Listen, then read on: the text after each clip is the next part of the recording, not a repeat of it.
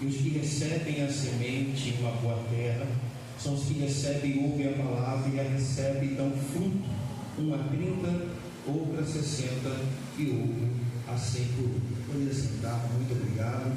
Que Deus em Cristo Jesus abençoe a exposição da sua palavra nessa noite.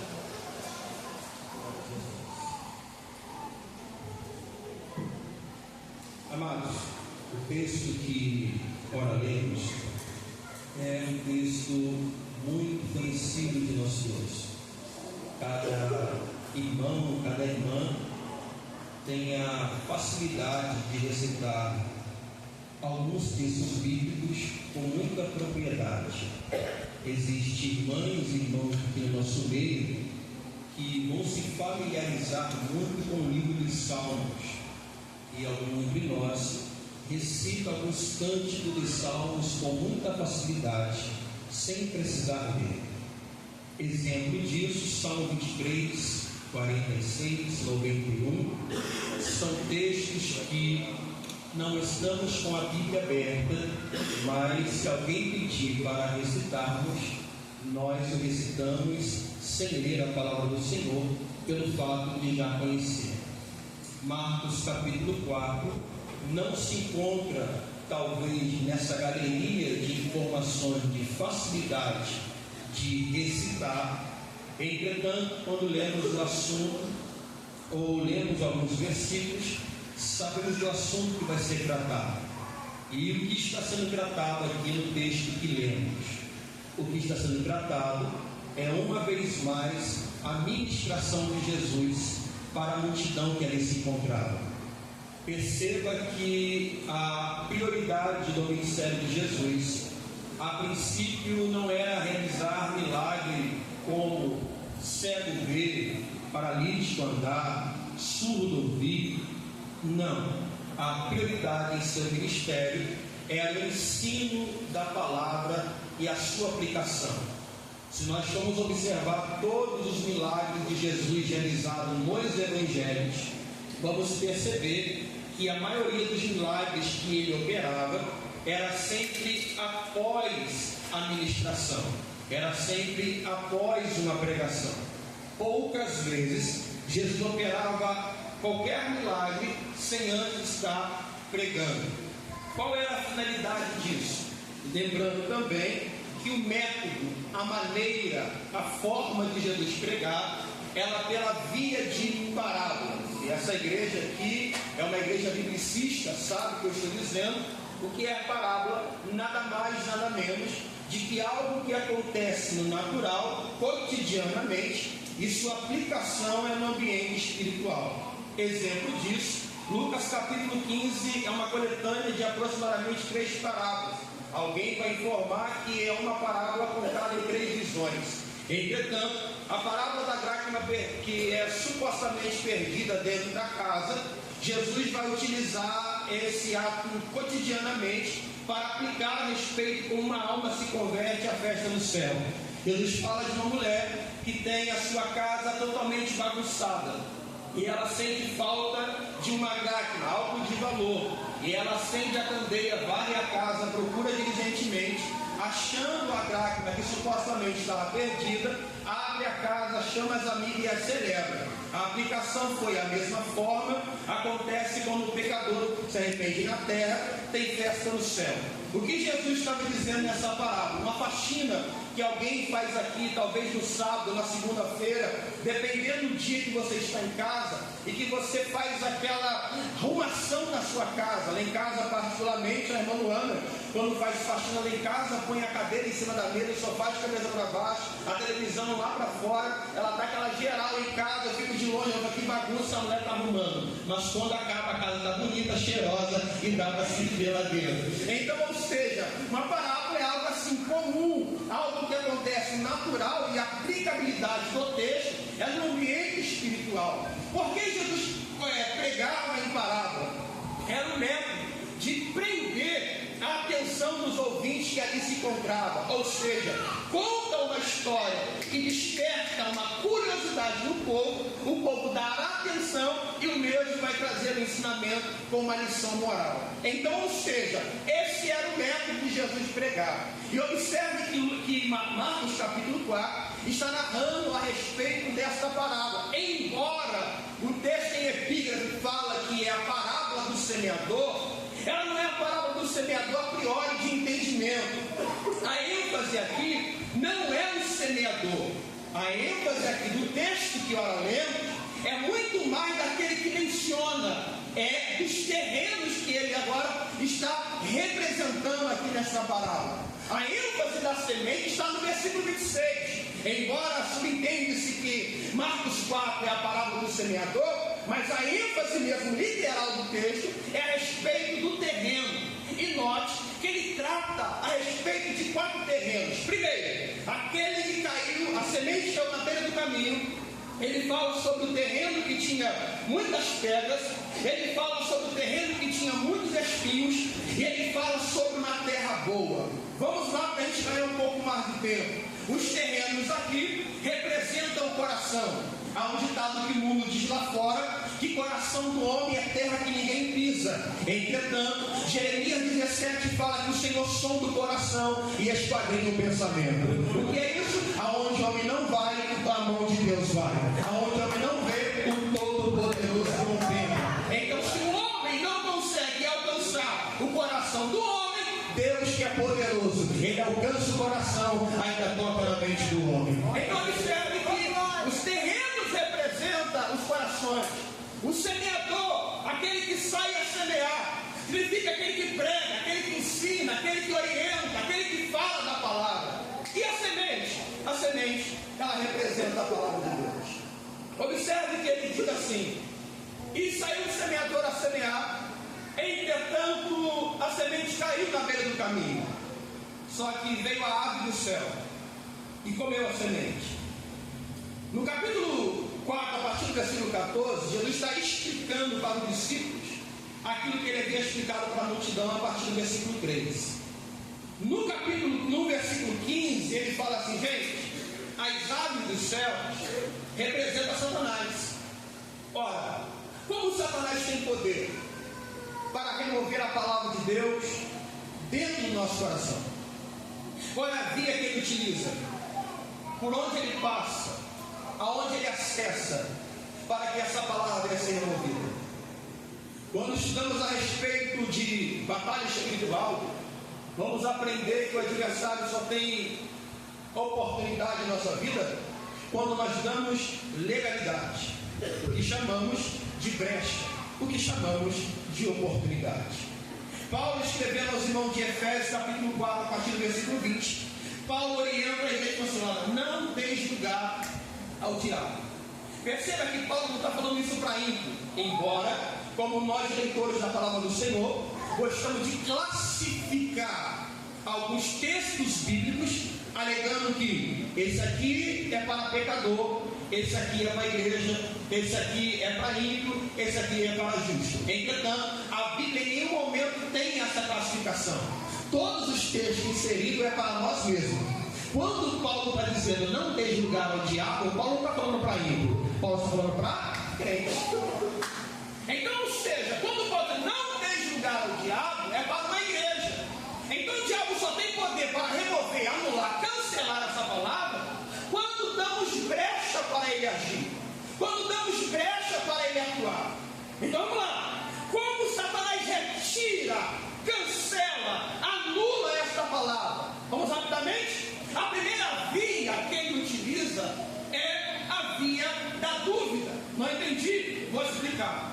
A Bíblia diz que a fé ela vem por ouvir e ouvir a palavra de Deus. A oração, em uma das suas eficácias, além de nos mantermos próximos ao Senhor e nos manter uma via de relacionamento com Ele, ela também tem uma dos seus objetivos de expulsar qualquer enfermidade alojada no seu corpo ou também até mesmo na tua alma. A Bíblia diz, lá na Epístola de Tiago, capítulo 5, a partir do versículo 10 em diante, ele fala assim: está alguém alegre? Cante. Está alguém triste? Ore. Chame por meu aos presbíteros, que o mesmo ungirá com você com óleo e orará por você. Havendo enfermidade, será curado. Havendo pecado, será perdoado. Porque a oração feita por um justo, ela pode muito em Deus. Entretanto, a oração, ela não tem como objetivo de libertação. Não. A única via que temos para que ocorra a libertação em nós é a palavra. João 8,32 diz: conhecereis a verdade, e a verdade vos libertará. Então, só através da verdade bíblica que nós seremos libertos. Então, Jesus pregava. Por que Jesus pregava antes de fazer milagre? Porque Romanos diz que a fé ela vem por ouvir, e ouvir a palavra de Deus. Aos Hebreus capítulo 11 diz que a fé é o firme fundamento, a fé é o alicerce, ela é a base, a fé está consolidada. O mesmo autor aos Hebreus capítulo 11 diz que é necessário que aquele que se aproxima de Deus creia que Ele exista, porque sem fé é impossível agradar a Deus. Então, ou seja, a única maneira que eu tenho de agradar a Deus é tendo fé. Entretanto, a fé ela é ativada quando a palavra é ouvida, desce do coração e é mesmo praticada. Vamos de Bíblia? Lucas capítulo 5 fala a respeito sobre a pesca maravilhosa. O texto sagrado diz que quando Pedro passa a madrugada toda pescando, não pega nada. Pela manhã, Pedro retorna para a praia. Jesus entra no barco de Pedro, começa a pregar. Não me pergunte qual o tema da mensagem de Jesus. Eu só sei que Jesus está pregando. Após a pregação, Jesus vira para Pedro e fala assim: Pedro, voltemos ao mar alto. Pedro diz: Senhor, passamos a madrugada toda lançando a rede e não pegamos nem um bagre, vírgula, mas sobre a tua palavra eu lançarei a rede. O que é isso? Pedro ouve a palavra. O que motiva Pedro a voltar a pescar foi quando ele ouve a palavra. Isso me alegra, porque a palavra levanta, a palavra renova, a palavra edifica, a palavra transforma, a palavra muda e a palavra também anima. Quando Jesus pregava, era para que ativasse a fé das pessoas que vinham ao seu encontro. E qual é a via que o adversário utiliza uma vez que a fé ela agrada ao Senhor? Evangelho de Mateus, capítulo 14, a partir do versículo 26. Porque diz o texto, diz a Bíblia Sagrada, que os discípulos estão no barco. Como? Remando. Desde que hora? Desde a sexta hora. Diz a Bíblia Sagrada que eles começam a remar. Pela quarta vigília da noite, quem vem? Jesus. Andando por cima das águas. Diz a Bíblia que os discípulos já sabem que era um fantasma. Só para ser cômico, uma coisa, pastor Zé, me diz o senhor com todo respeito, uma coisa é irmã ter medo no escuro. Agora 11 camaradas, esse foi o dia. É um fantasma. Jesus falou: não tem mais, sou eu.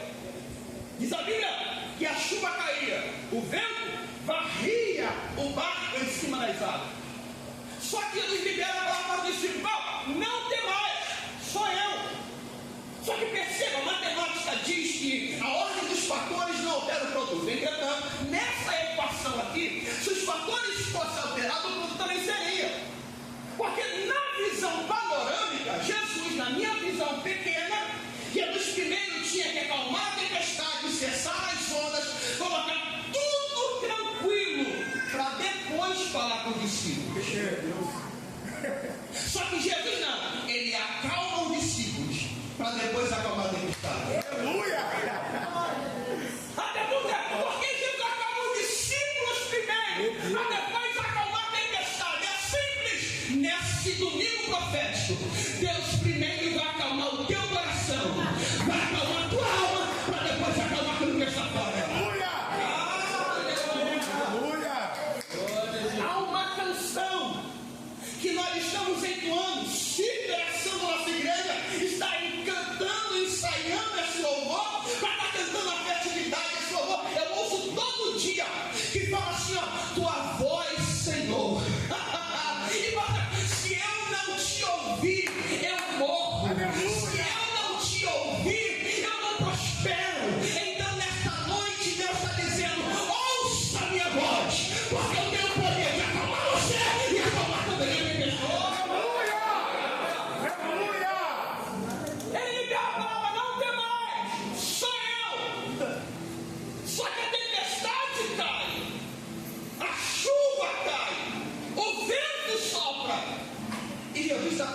linguagem é tomar discípulo.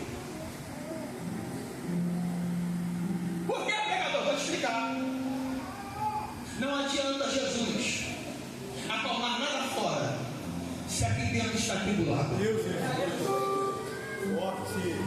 Não adianta Jesus fazer nada fora em você, se a finalidade do Evangelho não é mudar de fora para dentro. A finalidade do Evangelho é te mudar de dentro para fora. Porque Jesus precisava acalmar primeiro o coração dele. É simples. Coração desesperado erra. Tem gente que no calor da emoção fala coisa que não deveria te falar. Tem pessoas que no calor da emoção tomam atitudes que não deveriam de tomar. E quando a poeira se abaixa, ela fala: o que eu fiz? Só que uma vez que falou, não tem como pegar a palavra e colocar na boca de novo. Uma vez que fez, não tem como voltar atrás, porque a lição já foi tomada. Deus, sabendo do temperamento dos discípulos, falou: primeiro eu vou acalmar o coração deles. Mas a tempestade pode continuar caindo, mas o coração está em paz. O vento pode continuar soprando, mas o coração está em paz. Podem fazer calúnia, mas o coração está em paz. Pode se levantar o inferno, mas o coração está em paz. Alguém palma, você vai comer, você pode ser tão calmo, ser tão equilibrado, o vento está soprando. A resposta é simples: é que o meu coração está em Deus, a palavra dele está em mim, a paz que excede todo entendimento está em mim. Aleluia! Glória a Deus! Ele acalma dentro, para depois acalmar fora. Ele muda dentro, para depois mudar fora. Isso são umas vias missionárias, pedindo só com respeito da oração, porque a oração ela transforma aqui dentro. Você quer ver? Faço isso para ser pedagógico e didático. Tem professores aqui que vão me entender só para aprender essa coisa. Terminando o casal dessa coroa. Mas já viu quando você vai orar? Não aqui na igreja, porque aqui é uma oração coletiva. Até que não quer orar, é forçado a orar porque está todo mundo orando. Mas quando você vai orar em casa, aí você tira aquele momento de oração. Aí quando você levanta da oração, você volta para a sua realidade. Um filho te irrita, o cachorro late, o marido tem hora que dá lugar, a esposa tem hora que dá lugar, ou você recebe uma mensagem. Aí quando você vai ficar nervoso, você fala assim: ih, rapaz, vai orar agora. Acabei de levantar a oração.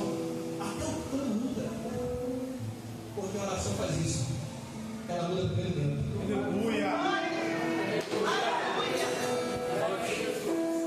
Pedro fala assim: você és tu mesmo. Manda e ter motivo sobre as águas. Isabel, você conhece o texto? Estou chegando molhado. Pedro desce, começa a caminhar. Quando Pedro caminha, Isabel fala assim: de repente Pedro começa a afundar. Pergunte para a vida dominical: por que Pedro afunda? Questões. Primeiro, estava de noite. Será que ele estava de noite? Pedro afundou? Pedro afundou, meu irmão, meu Tiago. Pedro afundou porque o vento estava soprando. Pedro afundou porque a chuva estava caindo. Não. Tem um detalhe no texto. Primeiro, o motivo pelo qual Pedro afunda. Sabe assim, ó, algumas versões falam sentindo o vento. Outras versões bíblicas falam assim, reparando o vento. Começou a afundar. Aplicando o texto.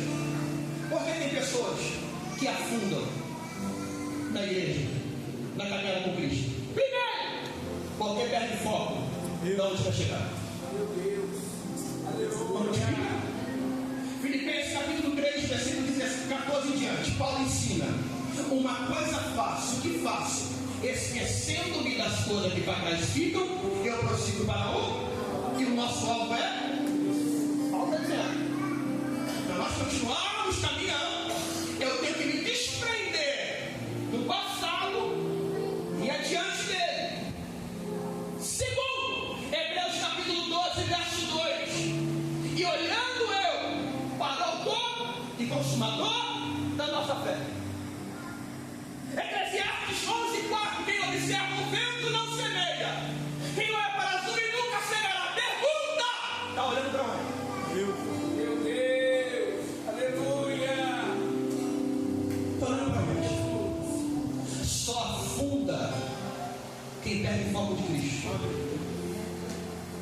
só afunda quem perde o alvo da onde quer chegar.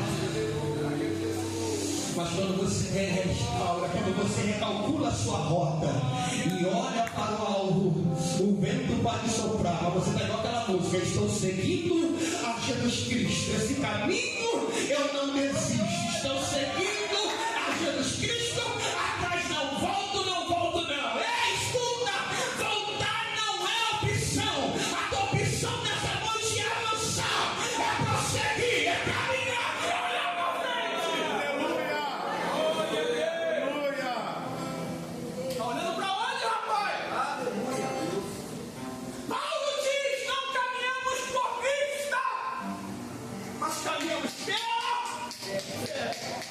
Eu vou ter que terminar por aqui. Mas olha, fé não é sentimento, ela é fundamento. Pega qual a diferença entre fé é sentimento e fé é fundamento? Vamos lá? Se a fé for sentimento, ela está ligada à sua emoção. Deixa eu provar. Se você está alegre, você confia. Se está triste, não confio. Se meu bolso está cheio, eu confio. Se está vazio, não confio. Se a fé está entrelaçada a sentimento, ela vai de acordo com meus temperamentos. Só que em hebreu fala que a fé é fundamento. O que é fundamento? Independente dos meus sentimentos, eu creio nele e isso que me basta.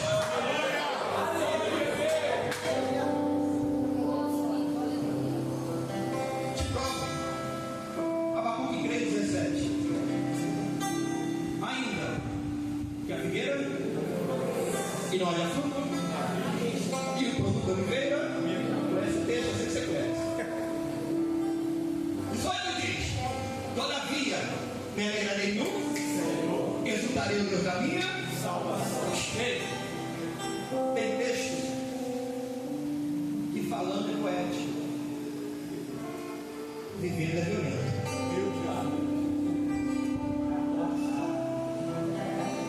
Tem texto que quando você pronuncia vira até música,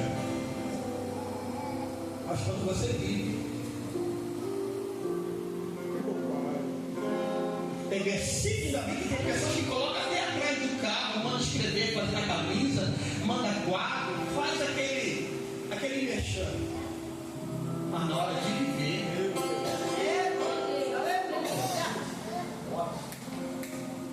vou explicar Abacuque, mas tem que citar outro texto aqui. Romanos capítulo 8 fala assim: olha, todas as coisas cooperam daqueles que amam a Deus. É bonito esse versículo, não é? Hein? Todas as coisas cooperam para aquele que ama a Deus.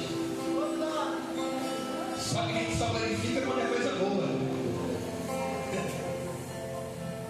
E quando é coisa ruim? E quando você recebe um laudo que alguém falou, não tem jeito? E quando você chega na fila e fala assim: você a partir de hoje não faz mais parte do quadro dessa empresa. E quando você recebe um telefonema que você não desejaria receber. E quando as coisas não vão bem como você planejava. Aí o texto diz: todas as coisas. Aleluia!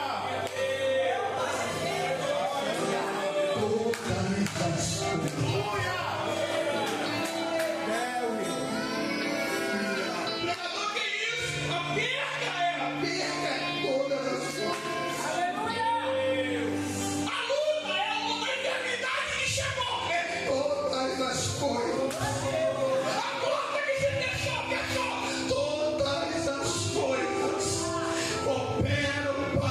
Bem daqueles que amam a Deus. É por isso que a fé não pode ser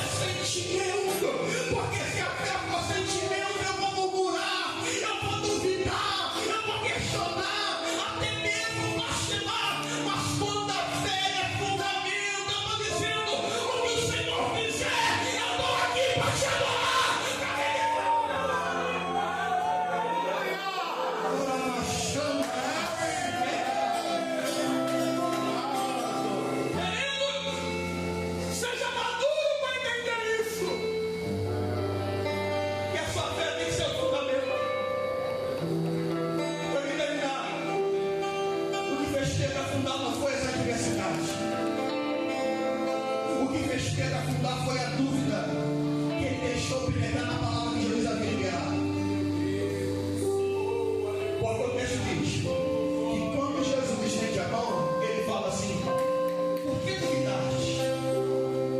Homem de pouca fé. Que é isso? O que faz pessoas duvidarem é porque está duvidando da palavra que uma vez Deus liberou. E todas as vezes que eu duvido da palavra que Deus libera para a minha vida, a tendência é eu afundar. Adversário, ele é oportunista. Ele vai aproveitar o momento para tentar colocar uma semente de dúvida no seu coração naquilo que Deus vai fazer. Lembra de Lucas 3? Deus falou: é meu filho amado que está aí. Lembra de Lucas 4? Se tu és o filho de Deus, presta atenção, pera aí, irmão. Pera aí. Lucas 3 é meu filho. Lucas 4, se tu és filho de Deus. Eu termino dizendo: Jeremias, o que você está vendo? Senhor, eu estou vendo uma vara diariamente. Deus falou: viste bem, meu filho. Sabe por quê? Porque eu velo pela minha palavra. Nesse livro profético, a palavra para você, a primeira palavra do primeiro dia da semana. Faça como salmista: estou te, Senhor, a tua palavra no meu coração, para não pegar contra ti. Deus abençoe a sua vida, a sua casa.